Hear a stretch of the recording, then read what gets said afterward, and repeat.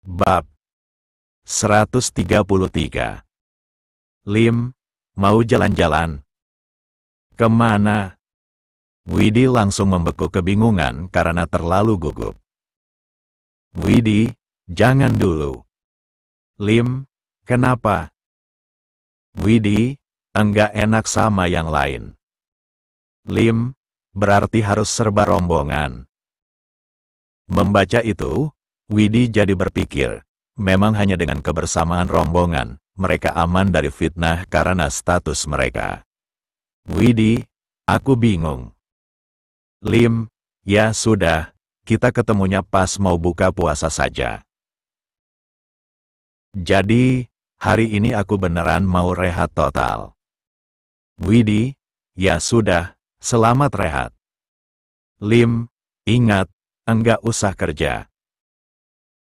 Fokus urus anak-anak saja. Duh, langsung jadi enggak gini, lirih Widi sampai menahan napas apalagi sekretaris Lim masih mengetik. Lim, minta nomor rekening biar aku transfer takutnya kalian mau beli apa. Ya Allah, Lim. Masa langsung begini? Batin Widi menjerit, merasa tidak enak. Hingga setelah memastikan anak-anaknya masih lelap, ditambah sang mamak juga baru saja datang, ia memutuskan keluar dari kamar. Namun tentu saja, sebelum ia pergi, ia sengaja menitipkan ketiga anaknya kepada sang mamak. Memangnya kamu mau kemana? Buru-buru gitu. Tanya Ibu Rusmini yang sebenarnya merasa tingkah Widi juga jadi aneh. Kali ini, Widi terlihat sangat gelisah, gugup, tapi juga sampai nyaris menangis. Tanpa menatap sang mamah yang ia pergoki sudah sampai menatapnya curiga, Widi berkata, mau ke Mbah Sofia. Dan Widi melangkah sangat hati-hati, lirik kanan-kiri, sana-sini, takut ada yang memergoki. Sudah mirip pencuri pokoknya. Ia langsung menuju kamar Sofia yang kebetulan tidak tertutup sempurna. Suasana rumah sangat sepi dan Widi berpikir kenyataan tersebut terjadi lantaran semuanya kompak salat subuh di masjid. Mbak, panggil Widi dari depan pintu kamar Sofia dan Kalandra. Karena tak kunjung mendapat balasan, ia sengaja melongok ke dalam, yang mana ternyata, di dalam hal yang sama juga tengah Sofia lakukan. Sofia tengah melongok dan terlihat jelas sedang berusaha memastikan keadaan di luar pintu. Kenapa, Di? Tanya Sofia yang sedang menyetrika pakaian bayinya sambil duduk tak jauh dari meja kerja Kalandra. Mbak, enggak ada masalah, kan? Tanya Widi jaga-jaga. Hah, memangnya kenapa? Sofia masih menoleh, menatap Widi. Aku mau curhat. Ucap Widi kali ini sampai berbisik-bisik lantaran merasa, apa yang akan ia sampaikan sangat rahasia. Seolah menyangkut hidup dan matinya. Sini. Mbak sambil setrika, ya. Mas kala lagi ke masjid kok, sama Mas Aidan juga sampai di bawah. Katanya, abis subuhan, mau langsung belanja ke pasar buat beli bahan masakan, ucap Sofia dan langsung membuat Widi mengendap-endap walau ia sampai berlari, demi menjaga suaranya dari Azura dan Azam. Mbak, ini, tolong. Rengeknya yang kemudian memberikan ponselnya kepada Sofia. Sini, aku yang setrika pakaian si kembar, sergahnya setelah Sofia mengambil alih ponselnya. Lim.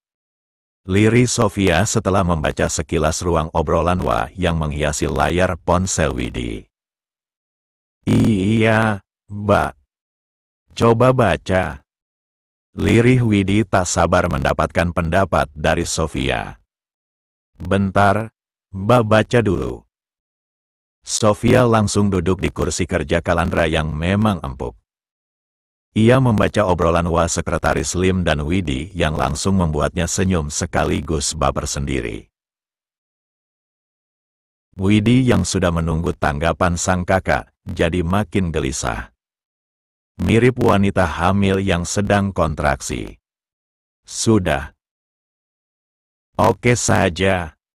Sofia tersenyum yakin kepada Widi.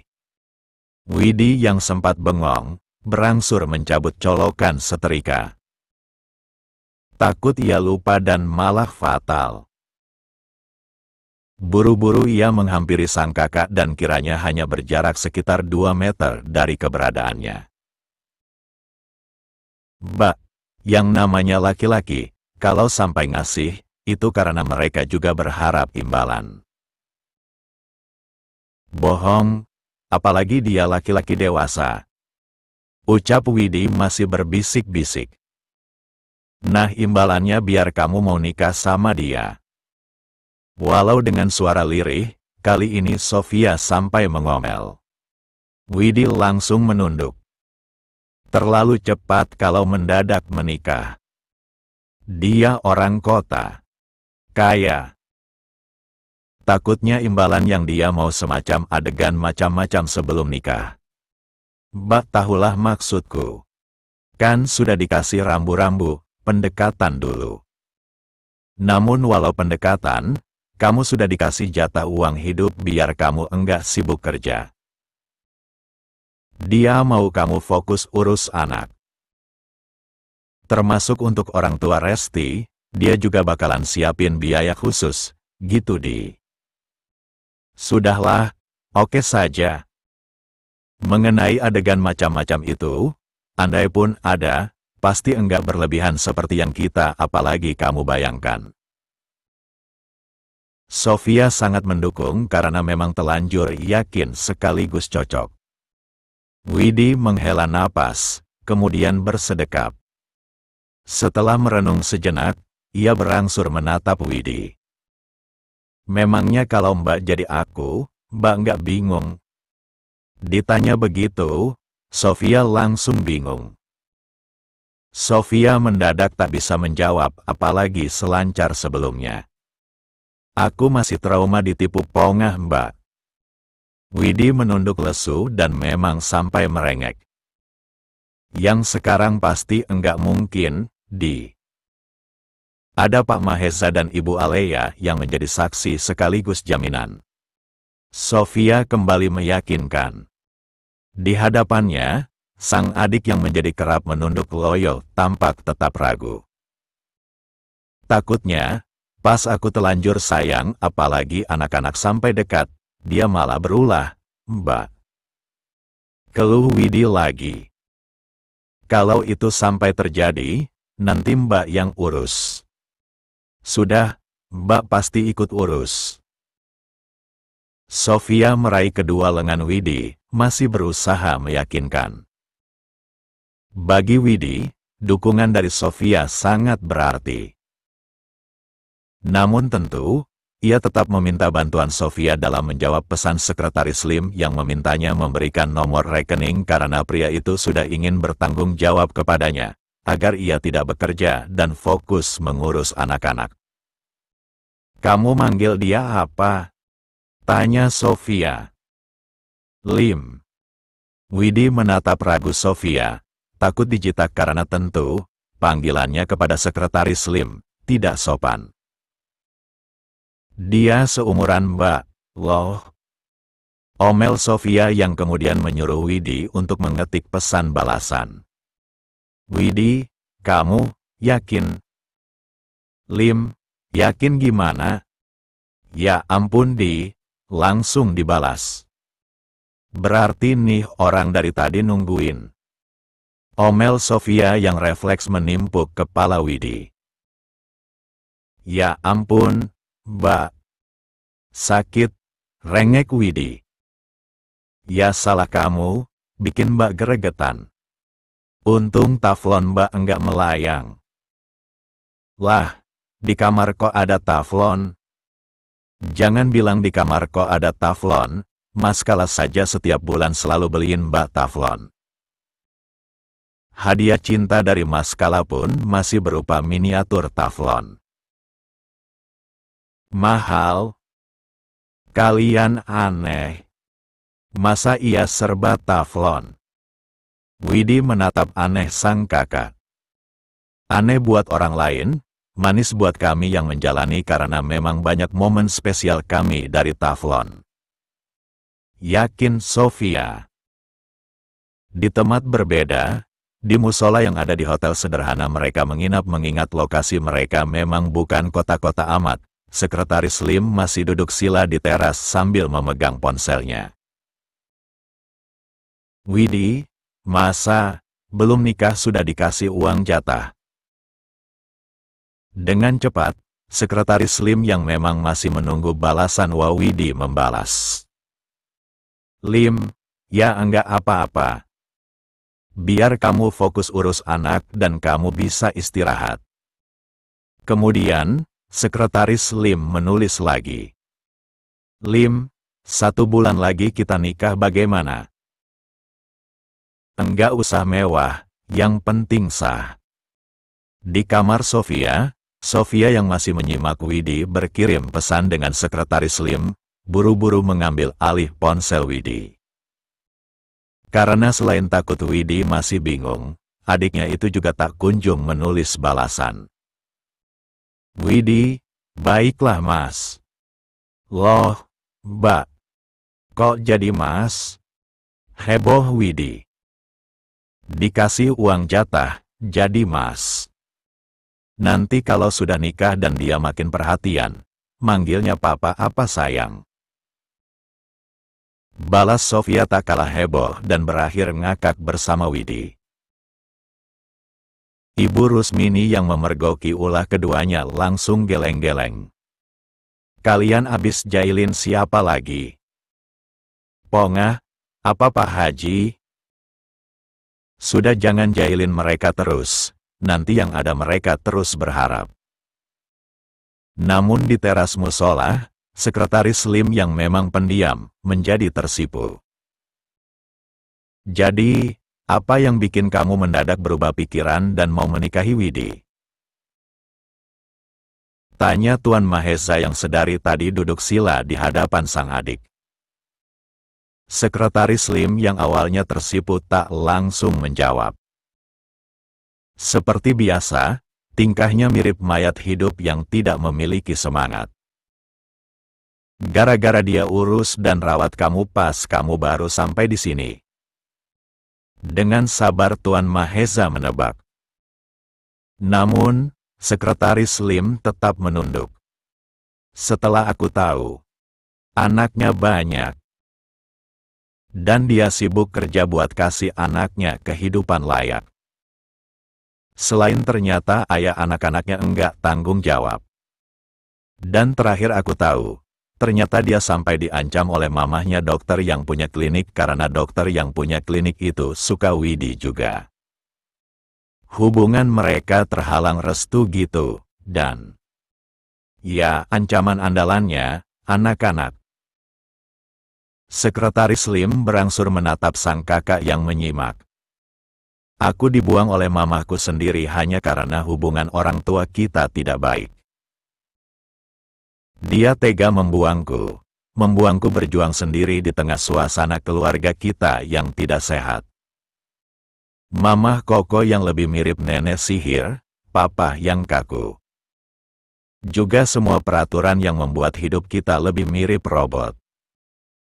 Namun setelah melihat Koko dan Alea, aku jadi punya motivasi buat menjadi diriku sendiri. Apalagi sekarang, Mamah Koko sudah enggak ada.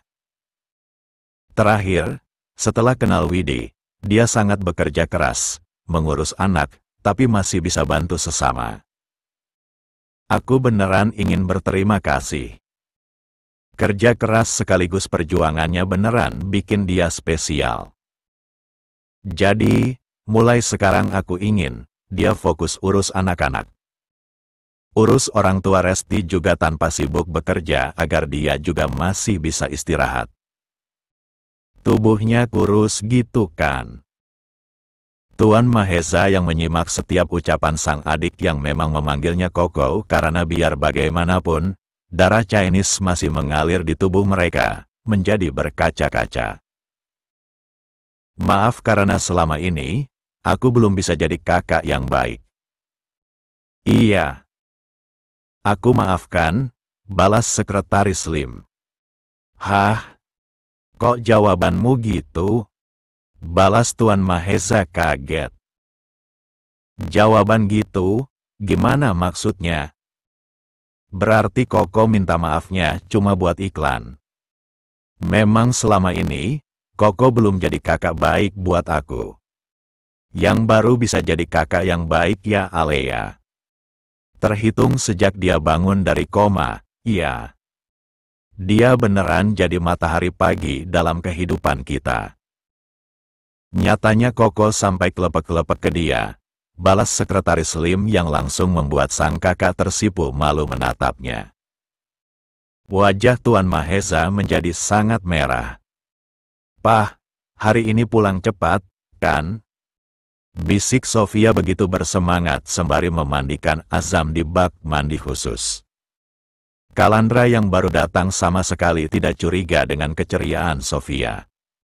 Apalagi jika sedang bersama anak-anak khususnya ketika sedang mandi, Sofia tak hanya ceria, tapi juga sampai heboh.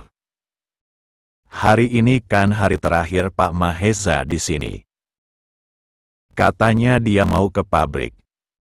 Ya paling aku kerja setengah hari buat menghormati mereka. Masa iya ada tamu? Aku tinggal terus, balas Kalandra yang kemudian mencari Azura. Seperti biasa, jika tidak menyusu, bayi itu tidur. Bahkan walau baru mandi, kalau tidak ada Kalandra, Azura lebih memilih tidur. Di ranjang bayi, Kalandra mendapati sang putri. Mbak, tidurnya enggak bagi-bagi. Ini papa sudah pulang, loh. Sofia yang ditinggalkan berangsur menyusul sambil mendekap Azam yang ia balut handuk biru. Sayang, aku masih mau ngobrol. Mendengar sang istri kembali merengek, Kalandra yang baru mengangkat Azura langsung menoleh. Ada kabar baik? Tanyanya, dan sang istri langsung sibuk mengangguk. Kalandra langsung penasaran. Coba cerita. Walau menyimak, Kalandra juga tidak bisa berpaling pada penampilan sang putri yang makin menggemaskan hanya karena bandana stroberi yang dipakai selaras dengan dress maupun kaos kaki Azura. Sofia menceritakan semuanya. Mengenai hubungan Widi dan Sekretaris Lim. Wah, bakalan ada yang sibuk rebonding janur kuning kalau gini ceritanya. Ucap Kalandra yang kemudian tertawa lantaran teringat kata-kata Pak Haji yang akan meluruskan semua janur kuning andai Widi sampai menikah dengan laki-laki lain.